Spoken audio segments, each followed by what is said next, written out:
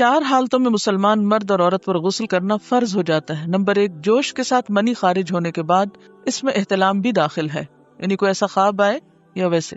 Number 2، صحبت کے بعد یعنی سیکشل انٹرکورس کے بعد. نمبر 3، حیض کے بعد. نمبر 4، نفاس کے بعد یعنی بچے کی پیدائش کے بعد. حضرت ابو ہریرہ رضی اللہ تعالی عنہ سے روایت ہے کہ نبی اکرم صلی اللہ علیہ وسلم نے فرمایا، جب میاں بیوی سے جسمانی تعلق قائم کرے تو اس پر غسل واجب ہو جاتا ہے. عورت یا مرد کو احتلام ہو تو غسل واجب ہو جاتا ہے. رسول اللہ صلی اللہ علیہ وسلم سے پوچھا، اگر عورت خواب میں دیکھے وہ جو مرد دیکھتا ہے؟ آپ نے فرمایا، جب عورت ایسا دیکھے تو غسل کرے. ام سلمہ رضی اللہ تعالی عنہا نے کہا کہ مجھے شرم آئی. میں نے کہا، ایسا کیا ہوتا ہے؟ یعنی عورت کو بھی احتلام ہوتا ہے؟ رسول اللہ صلی اللہ علیہ وسلم نے فرمایا، بے شک ایسا ہوتا ہے. غسل جنابت میں پہلے دونوں ہاتھ دھونے چاہیے، پھر طہارت حاصل کر کے وضو کرنا چاہیے. حضرت عائشہ رضی اللہ تعالی عنہا سے روایت ہے کہ رسول اللہ صلی اللہ علیہ وسلم جب غسل جنابت کرتے تو برتن میں ہاتھ ڈالنے سے پہلے دونوں ہاتھ دھوتے، پھر نماز کی طرح وضو کرتے، پھر غسل فرماتے. حضرت عائشہ رضی اللہ تعالی عنہا سے روایت ہے کہ جب رسول اللہ صلی اللہ علیہ وسلم غسل جنابت فرماتے تو پہلے اپنے دونوں ہاتھوں کو دھوتے، پھر دائیں ہاتھ سے بائیں ہاتھ پر پانی ڈال کر استنجا کرتے. یعنی استنجا کے لیے بایاں ہاتھ استعمال کرنا چاہیے جبکہ پانی دائیں ہاتھ سے ڈالنا چاہیے. پھر نماز کی طرح کا وضو کرتے. اس کے بعد ہاتھوں کی انگلیوں سے سر کے بالوں کی جڑوں کو پانی سے تر کرتے، یعنی پورے سر کی سکن اور بالوں کی جڑیں اچھی طرح ویٹ ہونی چاہیے، دھلنی چاہیے. 3 لپ پانی سر میں ڈالتے، یعنی 3 ٹائمز ایٹ لیسٹ سر پہ پانی پور کرتے، اور پھر سارے بدن پر پانی بہا دیتے.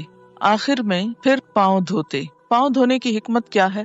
اس لیے کہ کچی زمین ہوتی تھی اور نہاتے وقت پانی جب زمین پہ پڑتا تو چھینٹے دوبارہ پاؤں پنڈلیوں تک آ جاتے، تو اس سے آخر میں پھر پاؤں دھو لیتے اور مکمل طور پر پاک ہو جاتے. تو ترتیب کیا ہوئی؟ پہلے دونوں ہاتھ دھونا. ہاتھ کیوں دھونے کی ضرورت ہے؟ اس لیے کہ ہاتھ اگر کسی بھی ناپاک چیز کو لگے ہیں تو ہاتھ صاف کر لیے جائیں، اور صاف کرتے وقت برتن کے اندر ہاتھ ڈال کے ہاتھ نہیں دھوئے جائیں گے، بلکہ برتن کو انڈیل کر اس سے پانی لے کر ہاتھ دھوئے جائیں گے. ہاتھ دھونے کے بعد استنجا، اور استنجا کرنے کے بعد پورا وضو. وضو کرنے کے بعد سر کے اوپر اچھی طرح پانی بہانا، اس طرح کے بالوں کی جڑیں تر ہو جائیں. کوئی اگر چیز ایسی لگی بھی ہو کہ جس سے سکن تک پانی نہیں پہنچتا تو اس چیز کو کھرچنا اور صاف کرنا ضروری ہے. مثلا اگر چنگم لگ گئی ہے کہیں یا کوئی اور پینٹ لگ گیا ہے تو سکن سے اس کا ہٹانا ضروری ہے تاکہ سکن تک پانی پہنچے. اس کے بعد پورے جسم پہ پانی بہا لیا اور پھر آخر میں پاؤں دھو لیے. لیکن اگر واش روم ایسا ہے کہ جس میں چھینٹے پلٹنے کا ڈر نہیں، ویسے جیسا بھی ہو کچھ نہ کچھ چھینٹے تو پلٹ ہی آتے ہیں، تو اس لیے اگر پاؤں بعد میں دھو لیے جائیں تو انسان کو مکمل طور پر پاکی کا احساس ہو جاتا ہے. غسل جنابت میں پانی سر کے بالوں کی جڑوں تک پہنچنا چاہیے.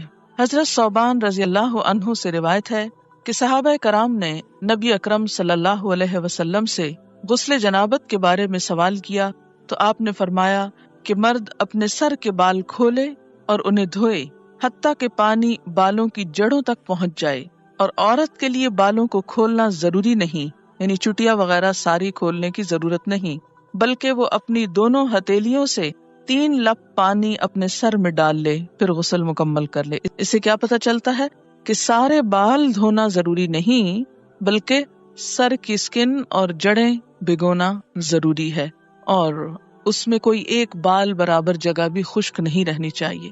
جہاں لمبے بالوں کا تعلق ہے یا لمبی چوٹی کا تعلق ہے تو وہ ایک طرف کو کر کے، یا یہ ہے کہ اگر پیچھے ہیں تو سر آگے کو کر کے دونوں ہاتھوں کو ملا کے، اس کو لپ بولتے ہیں نا، تو دونوں ہاتھوں کو ملا کے پانی اٹھا کے اچھی طرح اس سے سر کو مل لیا جائے.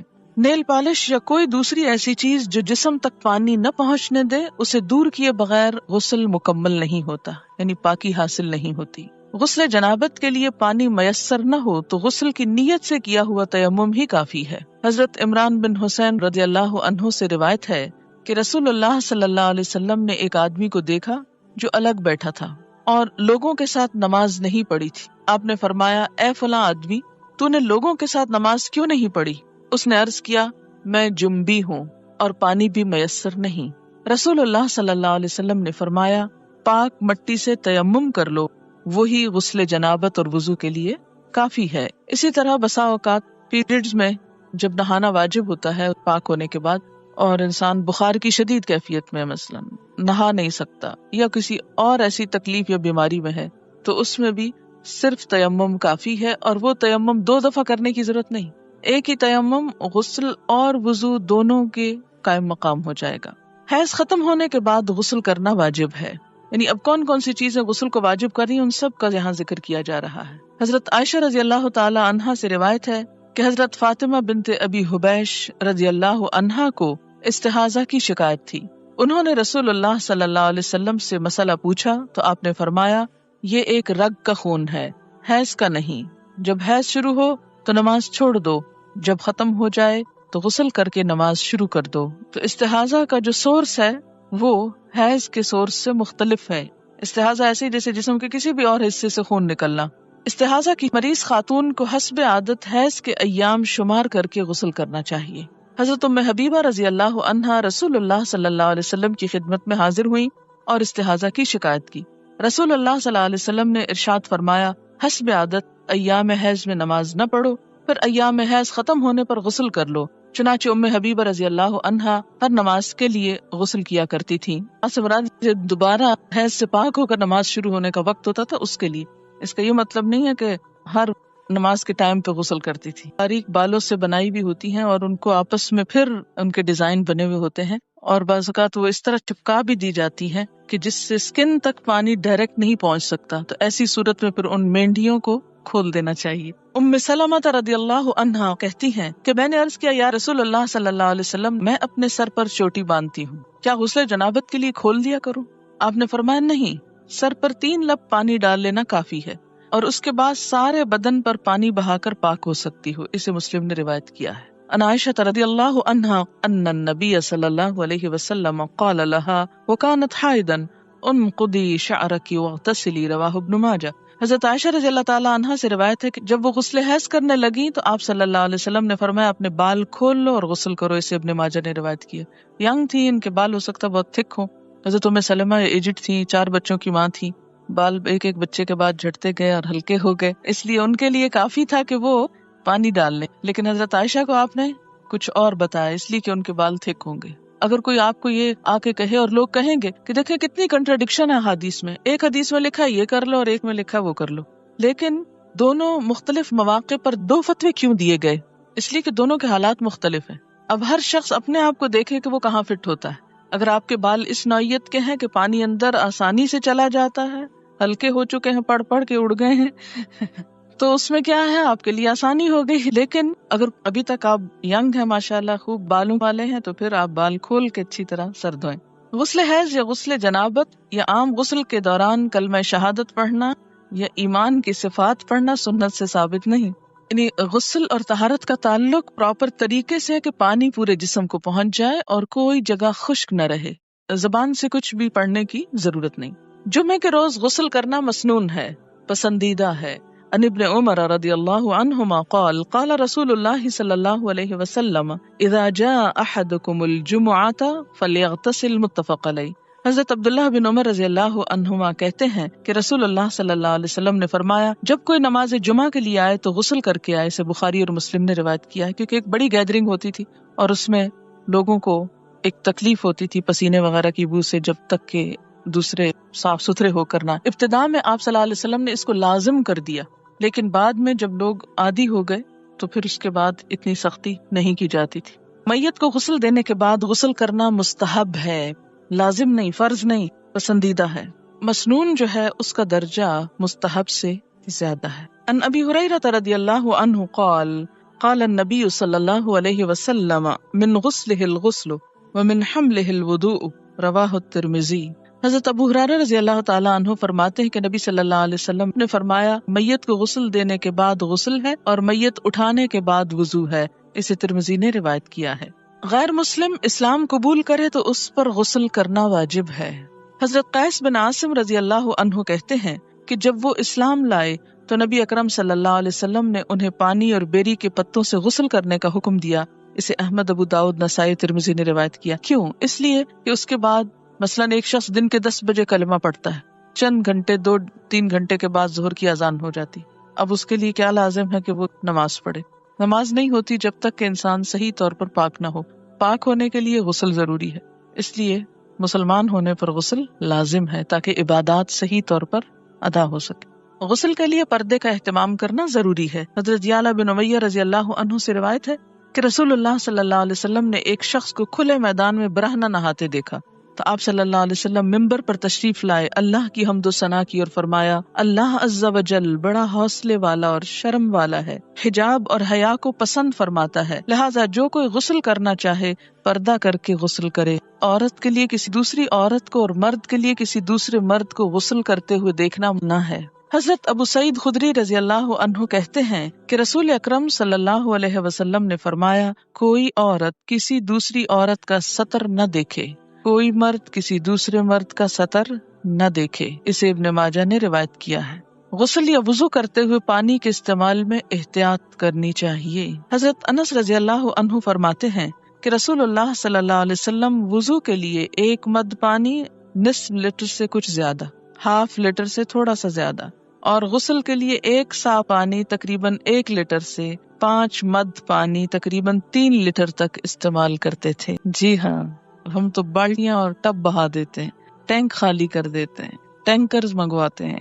دیکھیے آپ صلی اللہ علیہ وسلم سے ایک شخص نے یہی بات کہی تو آپ نے فرمایا خواہ تم دریا کے کنارے پھر بھی ضرورت کا استعمال کرو. مسنون طریقے سے غسل کرنے کے بعد وضو کی ضرورت باقی نہیں رہتی. حضرت عائشہ رضی اللہ عنہا فرماتی ہیں کہ رسول اللہ صلی اللہ علیہ وسلم غسل کے بعد وضو نہیں کیا کرتے تھے، کیونکہ غسل شروع ہونے سے پہلے سب کچھ استنجا بھی کر لیتے، وضو بھی کر لیتے اور پھر صرف پانی بہاتے تھے. اسے ابو داؤد، ترمذی، ابن ماجہ، نسائی اور حاکم نے روایت کیا. اس سے کیا پتہ چلتا ہے کہ انسان اس کے بعد اگر نماز پڑھنا چاہے تو نماز بھی پڑھ سکتا ہے. ہمارے ہاں تو یہ تصور ہے نا کہ سر سے دوپٹہ اترا تو وضو ٹوٹ جائے گا، یا یہ ہے کہ اگر کپڑے چینج کیے تو وضو ٹوٹ جائے گا.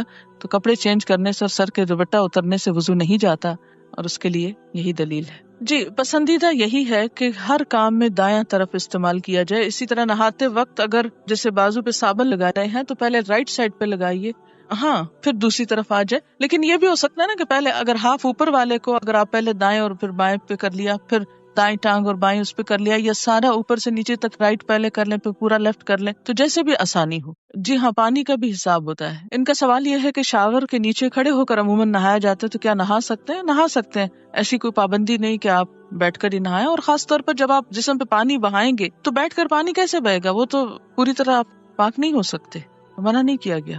ایک بات یاد رکھیے، اس میں بڑی آسانی رہے گی آپ سب کو کہ ناپاکی 2 طرح کی ہوتی ہے، جنابت، اور اسی میں جنابت کی 2 بڑی وجوہات ہیں، انٹرکورس اور احتلام. یہ جنابت میں آ جاتی ہیں دونوں چیزیں، ٹھیک ہے، یہ غسل کو واجب کرتی ہیں. اور دوسری بڑی ناپاکی کیا ہے؟ حیض. ان دونوں کے بعد یعنی جنابت اور حیض دونوں کے بعد نہانا فرض ہے، لازم ہے، الا یہ کہ کوئی بیمار ہو. اس صورت میں کیا ہے؟ تیمم ہے. واضح.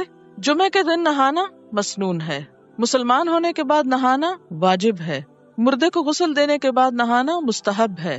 عام طور پر پاکیزگی اور صفائی ستھرائی کے لیے نہانا بھی مستحب ہے، اچھا ہے، انسان کی کیفیت زیادہ بہتر ہوتی ہے بنسبت اس کے کہ انسان میلا کچیلا رہے. اتنی بات سمجھ میں آ گئی؟ اب جو فرض غسل ہے، کون کون سا؟ جنابت اور حیض دونوں کا فرض غسل. اس میں آپ دیکھیے کہ پھر 2-3 چیزیں لازم ہیں. ایک یہ ہے کہ وضو کی طرح کا وضو ہو. وضو سے مراد کیا ہے؟ کلی اور ناک میں پانی ڈالنا، باقی تو سارا آپ دھو ہی لیتے. اگر آپ وضو نہیں کریں گے، کلی اور ناک میں پانی نہیں ڈالیں گے تو آپ پاک ہونے کا غسل نہیں ہوگا. اور دوسری بڑی شرط کیا ہے؟ سارے جسم پہ پانی بہانا، کہ ایک بال جتنی جگہ بھی خشک نہ رہے. اگر کوئی چیز بھی جسم کو لگی ہوئی ہے تو اس کو اتار دیجیے، ہٹا دیجیے، صاف کر دیجیے. اور اس کے بعد بعض اوقات لوگ نیل پالش وغیرہ اتارتے ہیں، لیکن کیا ہوتا ہے سامنے سے اتار دیتے اور باریک حصے نہیں دیکھتے کہ جو اندر تک لگی ہوئی ہوتی. اسلام نیل پالش کا دشمن نہیں ہے. اگر آپ نے آٹا گوندا ہے اور آٹا آپ کے ہاتھوں کے ساتھ سوکھ کے اندر کو ناخنوں میں لگ گیا ہے اور وہ نہیں آپ نے اتارا اور آپ نہا چکے تو اس سے آپ کا غسل نہیں ہوتا. ٹھیک ہے. کلی اور ناک میں پانی ڈالنا، استنجا کرنا کہ ہر طرح کی نجاست اتر جائے، اور پورے جسم پہ پانی بہانا اس طرح کہ کوئی بال بھی خشک نہ رہے. یہ فرض غسل کے لیے. باقی مسنون غسل میں کیا ہے؟ اسی طرح ہی ہے طریقہ، لیکن بعض اوقات کیا ہوتا ہے کہ اگر کوئی کمی بیشی رہ گئی تو حرج کوئی نہیں، کوئی گناہ کی بات نہیں. مستحب غسل میں بھی اور عام روزمرہ میں اگر آپ سر نہیں دھو رہے، صرف نیچے کا دھڑ جو ہے اس کو دھو رہے ہیں تو بھی کافی ہے. ضروری نہیں کہ ہر دفعہ نہانے میں سر ضرور دھویا جائے. بعض لوگ نہیں دھو سکتے، بعض اوقات پانی کی کمی ہوتی ہے یا کسی اور مسئلے میں انسان سر کو بار بار گیلا نہیں کر سکتا، تو اتنا بھی کافی. جی ہاں، وہ پیر دھونا فرض نہیں ہے. اگر خاص طور پر نجاست لگی ہے تو دھو دے، اور اگر آپ سمجھیں کہ سب ٹھیک ہے، چپل پہنا ہوا ہے اور کوئی چھینٹے ایسے نہیں پڑے، تو اوپر سے جو پانی آ رہا ہے اور وہ پاؤں تک بہ گیا، پاؤں ساتھ ہی دھل گئے اور پاؤں میں چپل ہے، تو کوئی حرج نہیں ہے اگر الگ سے نہ بھی دھوئے جائیں. اگر جنابت، احتلام، حیض و نفاس، ان تمام طریقوں سے پاکی حاصل کرنے کے لیے ایک ہی طرح کا غسل کیا جائے گا، تینوں کا طریقہ الگ الگ ہے، ایک ہی طرح کا غسل ہے.